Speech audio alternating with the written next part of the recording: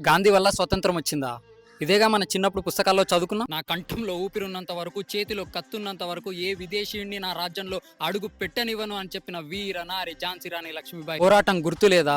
మన్యం వీరుడు, సమర యోధుడు, సాయుధ సూర్యుడు, స్వతంత్ర ధీరుడు, అగ్నిపీడుగు, తూటాలు తన గుండెల్ని చీల్చినా గాని వందే మాత్రమని తన చివరి శ్వాసను కూడా విడిచిన ఆయన త్యాగం మర్చిపోదామా? అల్లూరి సీతారామరాజు గారి త్యాగం మర్చిపోదామా? స్వతంత్రం నా జన్మ హక్కు, దాన్ని సాధించి తీరుతా అని చెప్పిన లోకమాన్య బాల గంగాధర్ తిలక్ స్ఫూర్తిని విస్మరిద్దామా? మీరు నా దేహాన్ని దగ్నం చేయొచ్చు కానీ నా ఆశయాన్ని కాదు అని చెప్పిన భగత్ సింగ్ గారి దూరదృష్టిని మర్చిపోదామా? ఉరికొయ్యని ముద్దాడి భరతమాత ఒడిలో అమరత్వాన్ని పొందిన వీర పాండ్య కట్టబ్రహ్మణ యొక్క క్షాత్రాన్ని వదిలేద్దామా? ఇలా ఎంతమంది రాజ్గురు, సుఖదేవ్, మంగల్ పాండే, తాంతియా తోపే, లాలా లజపత్ రాయ్, సుభాష్ చంద్రబోస్, ఎంతమంది మిత్రమా? సుమారుగా 3,50,000 మంది త్యాగ ధనుల సమాధుల పైన కట్టుకున్న పేరు గాంధీ. మనం గాంధీని ఎంత తలకెక్కించుకున్నామంటే అక్టోబర్ 2 గాంధీ జయంతి అని తెలుసు కానీ అదే రోజు ఒక మహా